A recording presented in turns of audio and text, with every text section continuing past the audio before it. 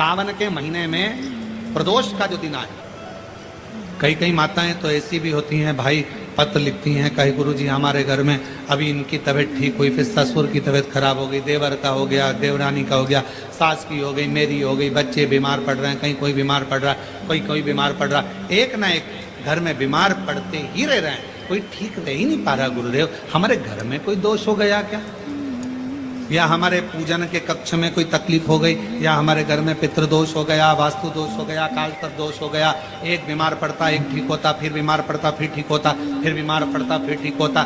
शिव महापुराण की कथा कर रही है, शंकर भगवान का चरित्र कर रहा है। सावन के महीने में प्रदोष का जो दिन आए, 2 प्रदोष श्रावण के महीने के 2 प्रदोष पड़ेंगे। किसी भी प्रदोष पर एक पीपल के पत्ते पर कनेर का पुष्प अपने घर के अंदर रख लीजिए प्रदोष के एक दिन पहले, और प्रदोष वाले दिन उसको बहते हुए पानी में डाल दीजिए।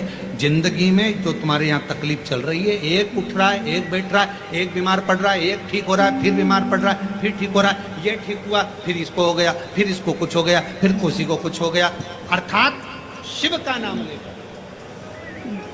और फिर ही ध्यान देना, इस क्रम को करने के लिए आपको तुमरुकेश्वर महादेव का नाम लेना पड़ेगा। कौन से महादेव का नाम बोलना है?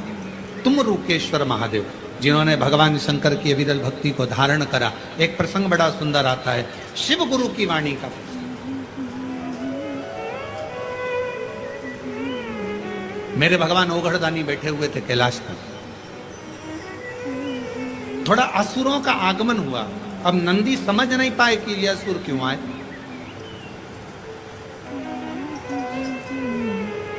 कोई व्यक्ति 2-4 बार यदि तुम्हारे दरवाजे पर आ जाता है, कोई रिश्तेदार बार बार फोन लगाता है, बार बार तुम्हारे दरवाजे पर आता है, तो तुमको तुम्हारे घर की पत्नियों जरा बहुत चतुर होती, तुरंत कह देती बार बार क्यों आ रहा है ये, इतने साल से तो कभी नहीं आया, ये बार बार क्यों आ रहा है। धर्मपत्नियां बड़ा एकदम तुरंत सोच लेती, तुरंत आके बात क्यों। पर पति उनको समझाते हैं तेरे को क्या करना, आन देना, दिक्कत क्या है। मुझे सब मालूम है, कर्जे में हो गया होगा इसलिए तुमसे लेने आ रहा होगा। इतने दिन से तो तुम्हारी याद नहीं आई, इतने दिन से तो कभी याद नहीं किया, इतने दिन से तकलीफ में कभी, अपन तकलीफ में तो कभी नहीं आया। हमेशा याद रखो, मोमबत्ती की याद, टॉर्च की याद हमेशा लाइट जाने के बाद आती है। कोई माताएं भाई ऐसे रहते हैं जो कथा में आते हैं और कोई उनको बिस्कुट दे देता है, खाते हैं, खाने के बाद मुंह को साफ करना रहता है तो बत्ती सी निकाल लेते हैं, बत्ती से निकाल कर उसको भी साफ कर लेते हैं, रख लेते हैं। कई बार ऐसा नहीं कि नहीं हुआ। एक बार बहुत पुरानी बात है, बहुत पहले की, एक बार हम कथा करने गए, राघव जी तो जरा से थे उस समय पर, छोटे से 6-7 साल की उनकी उम्र थी, 6-7 साल की, और झोली में किसी ने झोली के अंदर बेलपत्र डालते हैं तो उन्होंने उनकी डब्बी भी बेलपत्र में डाल दी, वो दांत बत्ती सी की।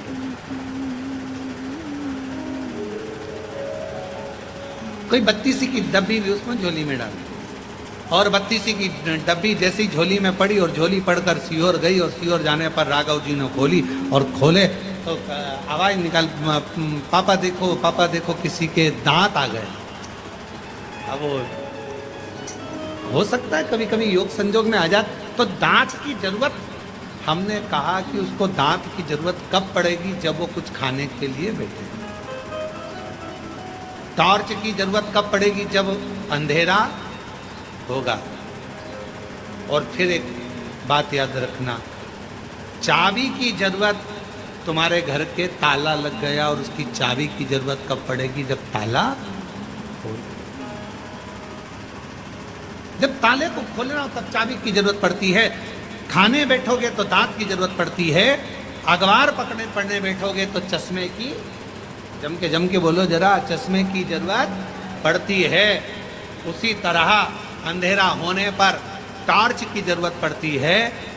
अगर कोई तुम्हें अपने बुरे समय पर याद कर रहा है तो समझ लेना आप उसके लिए टॉर्च हो, प्रकाश करने वाले हो, उसकी जिंदगी का उजाला करने।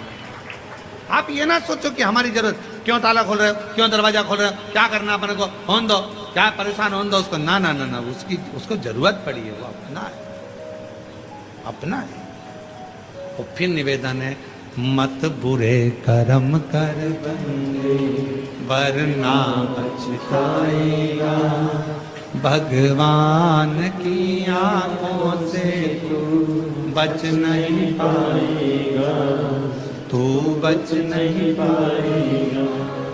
अरे ओ अज्ञानी मत करना नानी, अरे ओ अज्ञानी मत करना नानी, तेरे कर्म का।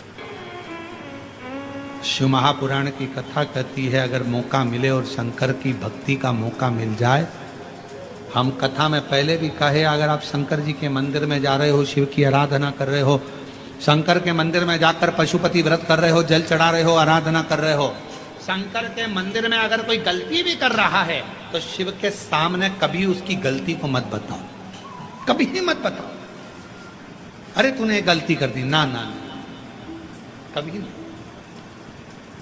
23 जुलाई को जब आप ऑनलाइन पूजन करोगे ना सब लोग, तो 23 जुलाई को जब आप शाम को 7 बजे पार्थिव शिवलिंग का निर्माण कर पूजन करोगे ना, तो उसमें ये मत सोचना कि महाराज जी ने गेहूं चढ़ाने का बोला था, जल्दी में मैं तो भूल गई, अभी ये चढ़ाना रह गया, अभी वो चढ़ाना रह गया, ऐसा हो गया वैसा हो गया। ना ना ना, थोड़ा आगे पीछे हो जाए, थोड़े बहुत कभी कभी लाइट चली जाती है, ऑनलाइन के समय पर पानी गिरता है, लाइट चली जाती है, तो मोबाइल पर हमारा जो यूट्यूब चैनल है पंडित प्रदीप मिश्रा विटले सेवा समिति का चैनल, उसको सर्च कर रखना। लाइट चली जाए, आस्था चैनल पर अगर नहीं आए, लाइट चली गई, तो मोबाइल पर उसको चालू कर लेना और पूजन करना। कोई आगे पीछे हो जाए, कोई बोलने में भी ऊपर नीचे हो जाए, चले। कितना सुंदर कहा है, कपड़े ऊंचे नीचे होंगे चल जाएगा, नाक ऊंची नीची होगी चल जाएगी, आंख एंगी भेंगी होगी चल जाएगी, गाल ऊंचे नीचे होंगे चल जाएगा, हाथ ऊंचा नीचा होगा चल जाएगा, पांव ऊंचा नीचा होगा चल जाएगा, पर स्वभाव ऊंचा नीचा नहीं होना चाहिए, स्वभाव अच्छा होना चाहिए। व्यक्ति के शरीर से मूलता नहीं, उसके स्वभाव से मूलता होती है, इसलिए स्वभाव की मूलता में रहिए। जब 23 जुलाई को आप लोग अभिषेक करें, पूजन करें, कुछ ऊंचा नीचा हो, ये चढ़ना था, ये चढ़ गया, ऐसा हो गया, वो हो गया, पहले ये चढ़ाना था, वैसा चढ़ा, ना ना ना ना ना ना, किसी भी तरह की अभिषेक में, पूजन में, भगवान की आराधना में कोई गलती मत देखो। भगवान की आराधना में तो बैठकर भगवान की भक्ति करो। मिलेंगे गलती देखने वाले, बहुत मिलेंगे। पूजन के टाइम पे, अभिषेक के टाइम पे कई लोग गलतियां छांट नहीं बैठेंगे, और आपका काम है, आपको गलती नहीं, शिव को ढूंढना है, शंकर को चाहना है। बड़ी मुश्किल से साल में एक बार मेरा कुबेरेश्वर बाबा तुम्हारे घर में प्रवेश करता है, उसका वेलकम करिए, उसका स्वागत करिए, स्वागत करिए। ये ऑनलाइन कथा यहाँ चल रही है 12 तारीख से 18 तारीख तक, 21 तारीख से 25 तारीख तक 5 दिवसीय ऑनलाइन कथा फिर चालू हो जाएगी, 1 बजे से 4 बजे तक। और वो कथा जहाँ भी हम रहेंगे वहाँ से होगी। 30 तारीख से 5 अगस्त तक शिव महापुराण की कथा भिलाई में जयंती स्टेडियम में होगी, जहाँ पर बोलबम सेवा समिति कथा करा रही है। उसका कथा का समय भी लगभग 1 बजे से 4 बजे तक ही रहेगा। वो ऑनलाइन नहीं, वो ऑफलाइन होगी, पंडाल में बैठकर सुन सकेंगे श्रावण के महीने की कथा। बाबा की जैसी मर्जी होगी, श्रावण की आखिरी कथा 30 तारीख से 5 अगस्त तक रहेगी, और 6 अगस्त की बाबा की कावड़ सीहोर की प्रदोष की जो भराती है, कामना कावड़, जो कि बाबा से हृदय से कामना कर कर बाबा की कावड़ लेकर सुबह 9 बजे सीवन नदी के तट से माँ सीवन का जल भर कर चलेंगे। बोल बम बोल बम बोल बम बोलते बोलते चलेंगे। शिव का स्तोत्र, कोई ऊंच नीच ना देखे, बाबा का स्वागत करिए। वो एक लाइन स्मरण में आती है ना, पल के ही पल के। यारों, भगवान शंकर आज सारंग ऋषि के सम्मुख में प्रकट हो गए। प्रकट होकर कहा शिव जी ने, चलो हमारे साथ काशी में प्रवेश करो। बाबा, काशी में तो प्रवेश कर लूंगा, मना नहीं, पर निवेदन ऐसा है, आज आपने मुझे जो दर्शन दिया है बाबा, इतनी करुणा करना, इतनी कृपा करना बाबा। काशी में मैं जहां रहूं, जिस स्थान पर रहूं और जिस स्थान पर मैं रहूं, उस स्थान पर आपका दर्शन मुझे होता रहे। बाबा, दुनिया का कोई भी व्यक्ति जिस स्थान पर मैंने आपका दर्शन करा, इस स्थान पर आए तो उसकी मनोकामना पूर्ण हो जाए, ऐसी कृपा कर देना। और कितना सुंदर कहा है, मंदिर बनाया तो अपने लिए नहीं, सर्व जगत के लिए बनाया। सारंग ऋषि ने अगर मांगा भगवान शिव से, सर्व जगत के हित के लिए मांगा, सर्व जगत। और आज भी नियम है, काशी में अगर कोई कावड़ चढ़ाने के लिए जाता है, काशी में कोई दर्शन करने विश्वनाथ जी के जाता है, तो सारनाथ महाराज के दर्शन, सारनाथ महादेव के दर्शन जरूर करता है। एक दिन सारनाथ, सारंग ऋषि बूढ़े से हो गए, अवस्था ढल गई, अवस्था ढल गई, कौन आए सेवा करने। तो भगवान एक दिन सारंगनाथ को, सारंग ऋषि को प्यास लगी, गंगा का जल लेने के लिए ना जा सके, शिवजी को याद करा, शंकर भगवान ने वहीं पर कुंड को प्रकट कर दिया, वहीं कुंड। और सारंग ऋषि के सम्मुख में कुंड को प्रकट करा। देव अधिदेव महादेव ने कहा सारंग ऋषि से, सारंग जी तुम्हारे सम्मुख में यह कुंड प्रकट है, मैं देव अधिदेव महादेव यहाँ लिंग रूप में प्रकट रहूंगा, इस शिवलिंग का नाम तुम्हारे नाम से जोड़ा जाएगा, इसको लोग सारनाथ कहा, सारंगनाथ। कभी मौका लगे विश्वनाथ की धरा पर काशी में यदि आप जाएं, तो एक बार सारंगनाथ जी का दर्शन जरूर करें। क्यों?